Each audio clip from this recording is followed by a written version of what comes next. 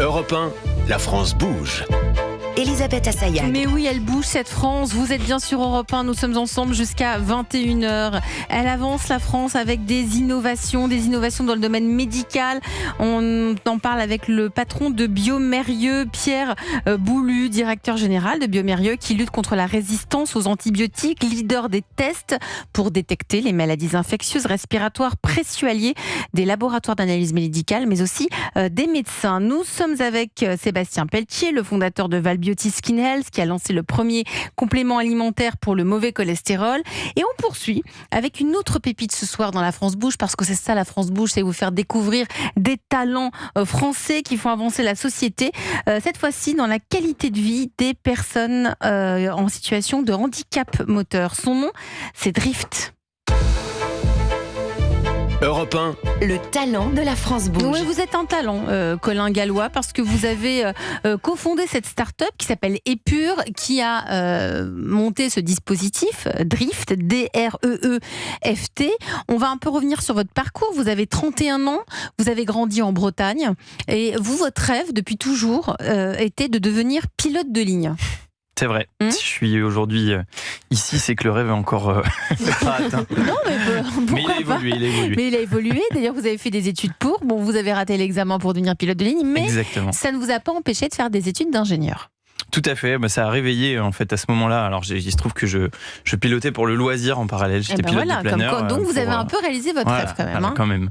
Et à ce moment-là, au moment de choisir quelle allait être la suite de mon parcours, j'étais en classe préparatoire, j'aimais beaucoup les sciences de l'ingénieur, et puis depuis petit en parallèle j'étais assez attiré par le design, et donc j'ai trouvé une formation qui mêlait les sciences de l'ingénieur, la mécanique et le design industriel, puis qui m'a amené petit à petit à développer des produits. D'abord dans une grande entreprise de sport française, et puis depuis 8 ans en parallèle d'abord, et puis maintenant à temps plein un système de freinage pour les fauteuils roulants. Mais oui, c'est pour ça que vous êtes parmi nous ce soir sur Europe 1, Colin Gallois, parce que tout a démarré, cette idée de Drift a démarré lorsque vous étiez étudiant. Oui, tout à fait. Racontez-nous et après vous ferez le pitch, vous inquiétez pas, on vous a pas oublié. Pas de souci. Oui, ça a démarré en école d'ingénieur, donc à l'UTC, à Compiègne. Et un soir, je rentrais chez moi et j'ai croisé la route d'un utilisateur de fauteuil roulant qui peinait à ralentir son fauteuil. En fait, je le voyais faire des grands gestes pour saisir la main courante. Donc c'est directement la roue du fauteuil, je les vois très bien, pour ralentir le fauteuil.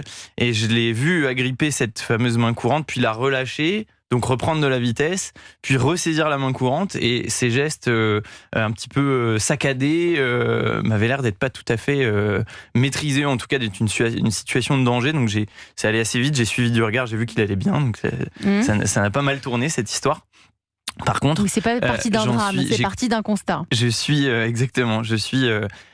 parti de cette rue avec une question, mais pourquoi est-ce qu'il n'utilisait pas ses freins ?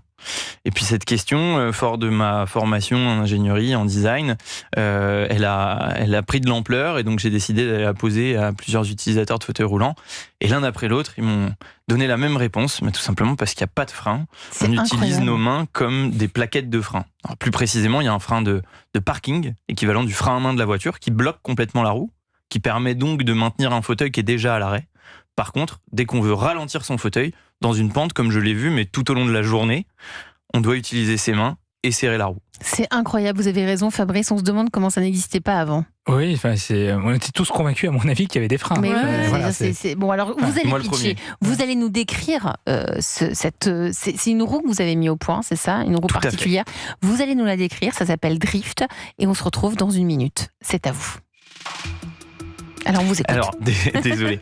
Donc, Drift, j'en ai déjà bien parlé. Aujourd'hui, on est une société lilloise qui développe des solutions de mobilité à destination des personnes en situation de handicap. En premier lieu, Drift, qui est donc une paire de roues qui s'adapte sur n'importe quel fauteuil roulant, 95%. Il y a encore quelques modèles qui nous résistent, mais on permet de remplacer cette paire de roues existante sur un fauteuil neuf ou sur un fauteuil qu'on possède déjà par notre système. Et ce système, il va permettre, exactement comme on vient de l'expliquer, de supprimer les frottements avec la main et de diviser les efforts au freinage par 5. En d'autres termes, on permet aux utilisateurs de fauteuils roulants manuels de ne plus avoir à utiliser leurs mains comme des plaquettes de frein, de ne plus se brûler les mains, de tirer moins fort sur leurs bras et de gagner en sécurité, en mobilité et bien entendu en autonomie, puisque lorsqu'on est en fauteuil roulant, les membres supérieurs sont un vecteur d'autonomie privilégié. Voilà, donc notre mantra c'est à quoi bon continuer de gaspiller son énergie à ralentir alors qu'on pourrait la consacrer à avancer. Merci Colin Gallois, cofondateur de Drift. Moi, je trouve que c'est révolutionnaire. Fabrice Marcella. C'est génial, j'aimerais compléter la citation de tout à l'heure. C'est une utilisatrice qui s'appelle Oksana, elle a 27 ans, elle est tétraplégique et elle disait « Je freine désormais du bout des doigts, par une pression faible ». Moi j'ai vu la démo, c'est très impressionnant, compte tenu effectivement de là où on part. Donc elle n'aurait pas pu... C'est-à-dire de rien. De rien. Voilà, donc moi je suis très impressionné et juste peut-être, je voulais dire que moi je suis toujours... très intéressé de savoir comment naissent ces idées. Et ce qui est génial dans ton histoire, Colin, c'est que tu viens de me l'expliquer. Il faut déjà identifier un problème que tu as vécu, que tu as pu constater avec cette personne qui courait à la catastrophe si elle s'était pas arrêtée. Ensuite, il faut être inspiré également, je crois que tu l'as pas dit ça, mais tu es parti en voyage Erasmus et tu as été inspiré des vélos hollandais dans le système qui est le tien. Il faut le raconter, c'est important. Et ensuite, il faut quand même avoir quelques recherches et connaissances. Donc, tu es quand même un ingénieur et tu as pu transformer quand même cette inspiration en un produit que tu vends aujourd'hui et tu as itéré depuis 2015 au plus près des utilisateurs. Donc, bravo et merci de m'avoir concrétisé en tout cas la manière dont on naît ces idées aujourd'hui. En effet, Drift puis Epure, la société qu'on a créée pour porter le développement et la distribution de ce produit, c'est le fruit de plusieurs hasards, en tout cas de plusieurs ingrédients. Le premier, c'est ce constat dans la rue en sortant des cours. Il y en a eu plein d'autres. Un majeur, ça a été en effet quelques mois après, au moment où je commençais à dessiner des systèmes de freinage, de faire un Erasmus en Suède. Et en Suède, quelques jours après être arrivé, j'ai acheté un vélo sur l'équivalent du Bon Coin suédois.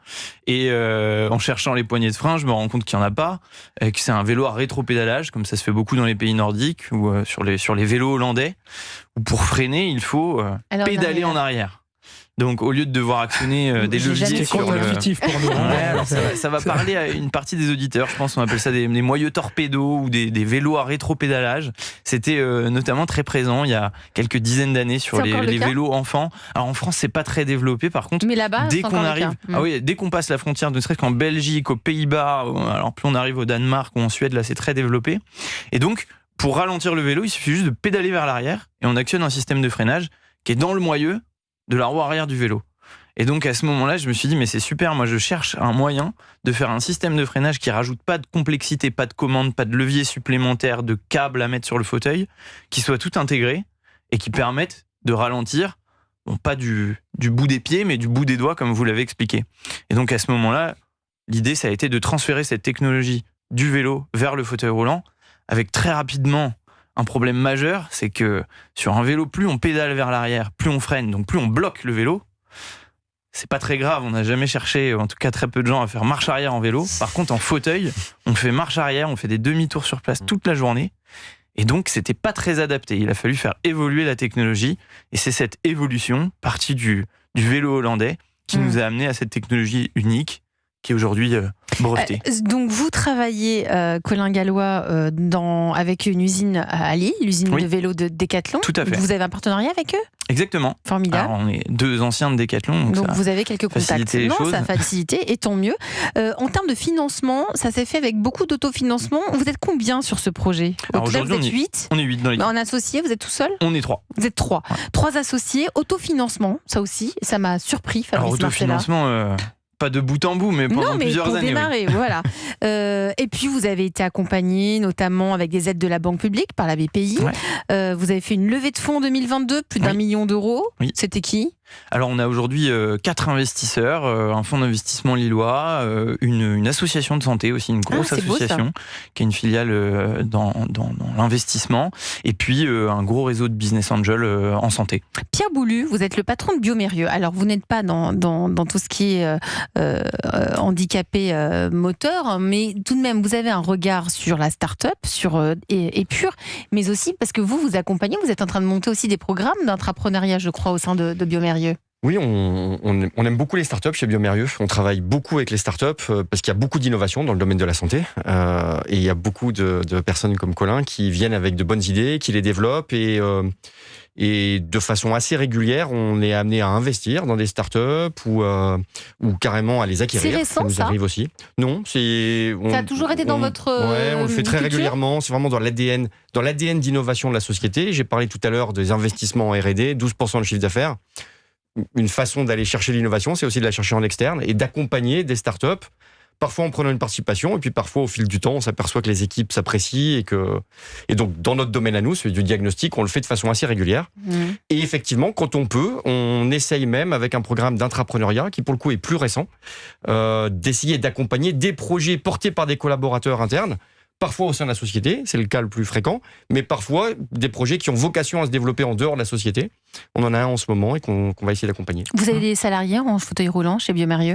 Alors oui, et on est d'ailleurs... on parlait de l'ADN innovation, mais aussi société, vous l'avez rappelé tout à l'heure, dont l'actionnaire majoritaire est familial. Il y a une 58%, c'est ça, 59%, exactement. 59% est encore familial chez Biomérieux, la famille Mérieux. De la famille Mérieux, ouais. Alexandre Mérieux maintenant.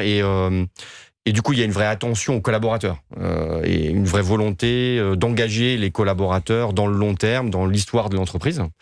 Et donc, sur tout ce qui a trait au bien-être et sur inclusion d'employés handicapés. Vous pourriez éventuellement faire un partenariat pour... Alors il y a des voitures de fonction, pourquoi il n'y aurait pas les fauteuils roulants de fonction ? Non mais c'est vrai. Non, tout à fait. Et on a un programme d'inclusion de personnes handicapées. On va au-delà de... Je crois que le minimum légal, c'est 6%. On est très au-delà de ces objectifs-là pour inclure ces personnels. Et effectivement, dans ce cadre-là, on pourrait tout à fait imaginer... Et pourquoi pas de participer ou collaborer ou d'être client pour certains de nos employés. Ça pourrait être intéressant, non ? Bah oui, pourquoi pas. Vous êtes parmi nous, Colin Gallois, parce que vous avez des besoins, c'est ça. La France bouge, c'est aussi tendre la main vers un entrepreneur qui se lance. Europe 1. Le réseau La France bouge. Parmi vos besoins, Colin, vous avez besoin de développer d'autres solutions de mobilité autour du fauteuil roulant pour résoudre d'autres problématiques. Je crois que vous avez déjà 2 autres produits en cours de développement. Quelles sont les autres problématiques au-delà du freinage ? Vous avez constaté d'autres problèmes ?